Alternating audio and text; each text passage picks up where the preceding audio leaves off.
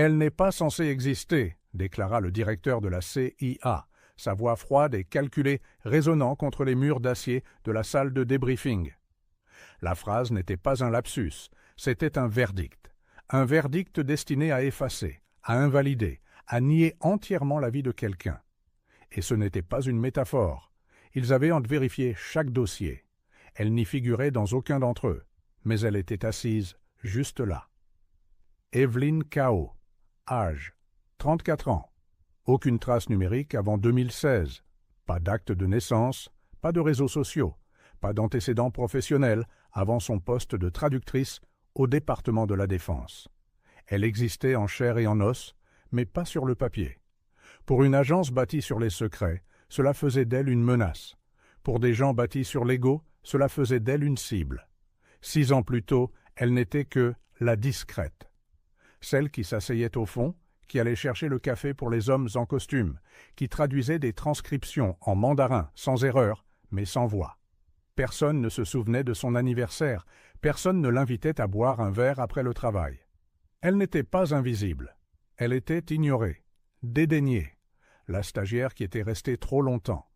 Elle avait une plaque de bureau dont le nom était toujours mal orthographié. Evelyn Kao. Une fois, même Kevin Kao. Elle ne les corrigeait jamais. Mais Evelyn avait un don terrifiant, extraordinaire, une mémoire auditive absolue. Si elle entendait quelque chose une seule fois, même dans une langue qu'elle connaissait à peine, elle pouvait se le remémorer avec une clarté parfaite jusqu'à l'intonation et au bruit de fond. Elle gardait cela secret, principalement parce que personne ne lui avait jamais rien demandé. Jusqu'au jour où elle capta un murmure dans un couloir dérobé, une voix parlant russe superposée à un autre appel sur une ligne non identifiée. Cela ne faisait pas partie de sa mission, mais elle l'enregistra quand même, un déclic dans son cerveau. Quelque chose à propos de coordonnées. Quelque chose à propos d'une date. Le 14 août, et une phrase qui lui glaça le sang. L'actif doit être brûlé. Elle essaya de le signaler. Son superviseur se mit à rire. « On ne vous paie pas pour écouter les bruits de fond, Evelyn. » 2 jours plus tard, ce superviseur fut retrouvé dans son garage. Monoxyde de carbone. Un suicide, dirent-ils. Après cela, elle fit profil bas, mais elle continua d'écouter. Le temps que l'agence la prenne au sérieux, il était trop tard. Une brèche avait déjà eu lieu. Une fuite interne qui laissait lentement s'échapper des données vers un canal étranger inconnu. Et la piste principale n'était pas une trace papier ou une signature cybernétique. C'était la voix d'Evelyn. Elle entra dans le bureau du directeur avec pour seule arme un carnet à spirale et prononça une phrase en dictionnaire arabe qui fit lâcher sa tasse de café à un général. C'était un code de lancement. Un code qui n'avait pas été prononcé à voix haute depuis 2009. Elle enchaîna avec un nom que seule une personne possédant une habilitation de très haut niveau aurait pu connaître. Le nom d'un agent double que l'on croyait mort depuis longtemps. Tout s'arrêta. Les interrogatoires suivirent. Les vérifications d'antécédents. Les évaluations psychologiques.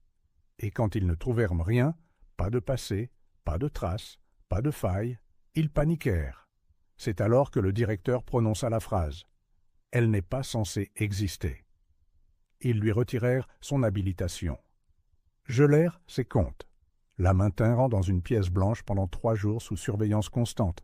Il ne savait pas s'il fallait la classer comme une menace nationale ou une anomalie du renseignement. Mais Evelyn ne s'y pas. Elle avait vécu une vie à être sous-estimée, ignorée, rabaissée. Il pensait que leurs doutes la briseraient. Au lieu de cela, il la rendit plus affûtée. Son esprit était un coffre-fort. Et elle venait de réaliser, elle était la seule à posséder la clé. Et peut-être que, pour une fois, elle ne voulait pas le garder verrouillé. Evelyn savait qu'il l'observait. Des caméras étaient cachées dans les ampoules, des microphones dans les bouches d'aération, des capteurs de pression dans le sol. La pièce blanche était immaculée, du genre de propreté qui n'existe que pour que les gens se sentent contaminés. Toutes les heures, quelqu'un lui apportait de la nourriture sur un plateau, des couverts en plastique, sans aucun contact visuel. Pas de questions. Il ne voulait pas d'informations. Il voulait qu'elle disparaisse. Elle resta assise en silence. comptant les secondes entre les bruits de pas. Reconstruisant les plans de l'étage dans sa tête en se basant sur les échos. Elle cartographia la rotation des gardes grâce au motif de leurs pas. Ce n'était pas de la paranoïa, c'était de la survie. Et pendant tout ce temps, elle se souvenait. Elle se souvenait des appels codés, des fragments qu'elle avait stockés sans savoir pourquoi. Evelyn avait toujours plus écouté qu'elle n'avait parlé. Enfant, cela faisait d'elle un fantôme dans les salles de classe. Femme, cela la rendait invisible dans les salles de conseil. Mais dans le renseignement, écouter, c'était le pouvoir, et elle le possédait tout entier. Elle avait créé ce qu'elle appelait le dossier des murmures. Pas sur un serveur, pas sur une clé USB. Il vivait entièrement dans son esprit. Des centaines de conversations surprises, décryptées, cataloguées, connectées. La plupart n'étaient que du bruit. Mais une partie était dangereuse. Ambassade, assassinat, sénateurs corrompus, entreprises de sécurité privée achetant des données avec du sang. La CIA avait brûlé des gens pour moins que ça.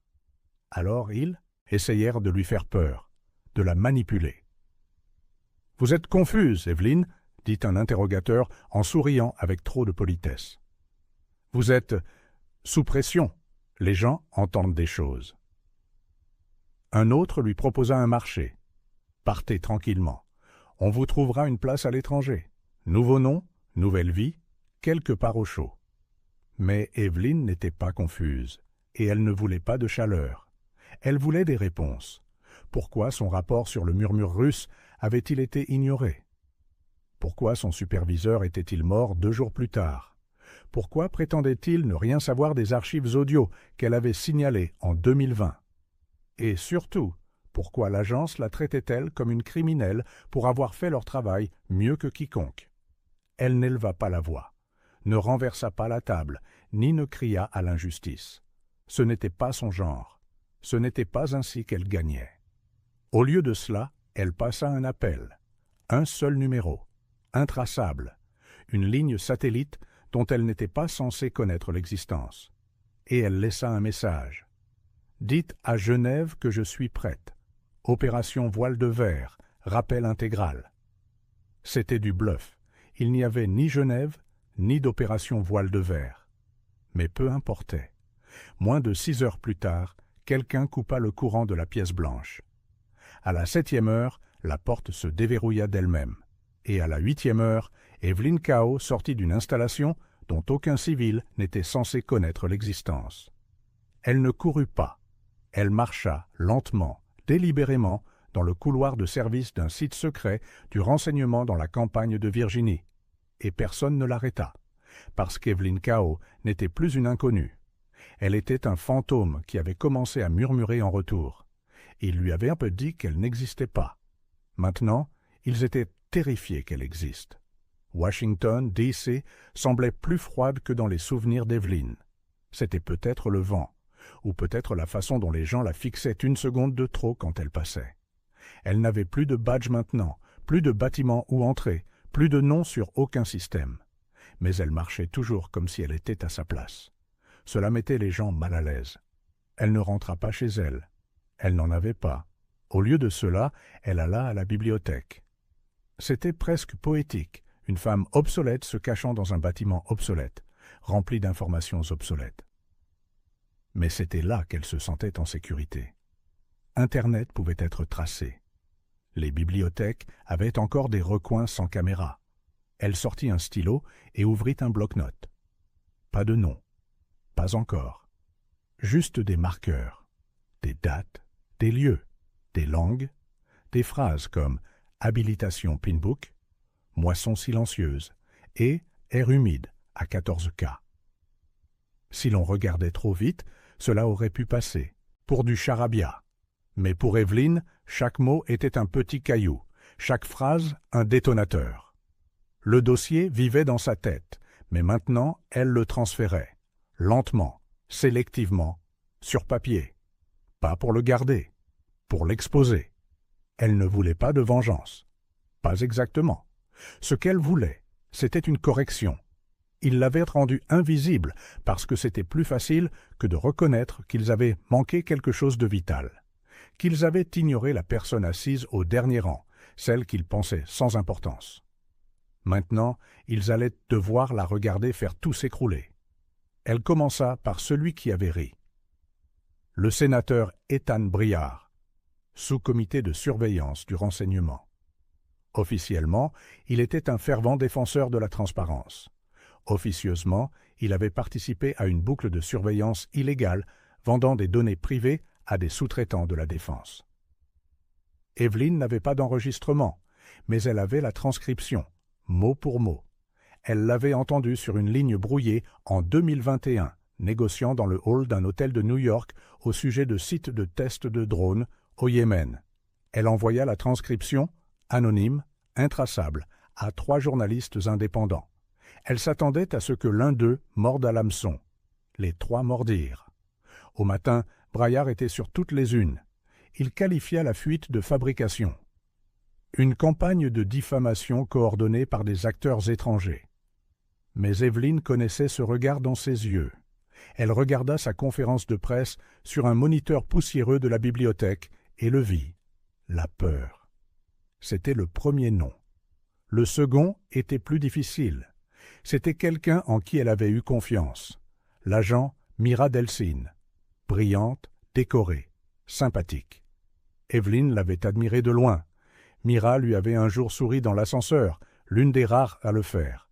Mais Mira était aussi celle qui avait approuvé le transfert d'Evelyn à l'analyse linguistique, après sa première alerte de renseignement. Un enterrement silencieux. Enterrer la voix, enterrer la preuve. Evelyn traça la voix de Mira dans les archives. Un murmure capté dans un appel à la division des risques de l'anglais. « Elle est trop précise. Ce n'est pas naturel. Nous allons la déplacer. » Cette phrase tournait en boucle dans la tête d'Evelyn. Ce n'est pas naturel. Comme si ses capacités étaient un bug, un virus à mettre en quarantaine. Elle prépara un nouveau dossier. Des mémos internes non publiés, des noms de lanceurs d'alerte, des registres financiers que Mira avait signés, autorisant des mouvements de budget secret quelques semaines seulement après la mort du superviseur d'Evelyn. Cette fois, elle n'alla pas voir la presse. Elle alla voir l'inspecteur général. Pas de signature, pas de nom, mais juste assez pour lancer une enquête. Ça a marché. Mira fut mise en congé, temporaire 2 jours plus tard. Raison officielle? Urgence familiale. Officieusement? Panique. Evelyn n'était pas partout, on ne la voyait même pas, mais ses empreintes commençaient à apparaître sur les fissures des murs. Le système se brisait, et elle ne faisait que commencer. La pluie tombait à verse, tandis qu'Evelyn traversait le Memorial Bridge à 2h17 du matin, sa capuche relevée, ses doigts froids et serrés autour d'une clé USB si petite qu'on aurait pu la prendre pour un déchet. Mais ce n'était pas un déchet, c'était la fin de quelque chose, ou peut-être le début. La clé contenait l'intégralité du dossier des murmures. Chaque phrase, chaque écho horodaté, chaque fil qu'Evelyn avait discrètement tiré au fil des ans. Des noms qui n'étaient jamais apparus sur des actes d'accusation. Des marchés conclus entre ennemis derrière des murs insonorisés. Le genre de secrets pour lesquels des gens tuaient. Et pour lesquels on était tué pour les garder. Elle avait une dernière livraison à faire. Pas au gouvernement, pas aux médias. À quelqu'un qu'il avait cru avant tout le monde. Il y avait eu un homme, un jour. Un technicien de terrain nommé Noah Carr. Il travaillait aux transmissions. Elle se souvenait de la première fois qu'il l'avait remarqué. Ils étaient près du distributeur automatique, et elle avait marmonné quelque chose en farci, traduisant un appel que personne ne lui avait demandé de surveiller. Il avait cligné des yeux et dit « Vous n'êtes pas qu'une simple traductrice, n'est-ce pas ?» Il ne l'avait pas dit avec suspicion, il l'avait dit avec respect. Ils avaient eu déjeuné ensemble 3 fois, rien de romantique, juste du silence et de la curiosité, et une fois, des rires. Puis il avait disparu, muté à Tokyo, disait le mémo. Mais Evelyn avait entendu autre chose. Il avait été réduit au silence après un audit sur une fuite de données, qualifié de trop compatissant. En vérifiant les archives audio, elle avait trouvé l'appel. Noah l'avait défendu. Elle n'est pas une menace. C'est elle qui entend ce que nous n'entendons pas. Sa voix s'était brisée. Il avait été averti. Il l'avait effacée quand même. Mais Evelyn l'avait retrouvée. Il vivait sous un nouveau nom maintenant, profil bas, aucun contact avec quiconque de l'agence. Elle n'avait pas cherché à le joindre, pas avant ce soir. Quand il ouvrit la porte de son appartement et la vit, il ne dit rien. Il s'écarta simplement et la laissa entrer. Elle lui tendit la clé USB et dit seulement « J'ai besoin que ceci vive plus longtemps que moi ». Il hocha la tête. Aucune question. C'est pour cela qu'elle lui faisait confiance. Ils restèrent assis en silence un moment, à écouter la pluie. Elle lui raconta ce qu'elle avait fait, qui elle avait fait tomber, comment le dernier nom sur la liste était sur le point de chuter, car le directeur, l'homme qui l'avait déclarée inexistante, était le suivant. Son nom était Robert Lang. Il était adulé par les médias, un héros de guerre, un patriote. Il prononçait des discours sur la démocratie tout en autorisant des programmes de surveillance extrajudiciaire et en laissant ses subordonnés enterrer des gens comme Evelyn. Des gens trop discrets, trop précis, trop dérangeants. Evelyn avait l'appel. Il était faible, presque perdu dans les parasites, mais sa mémoire l'avait capté.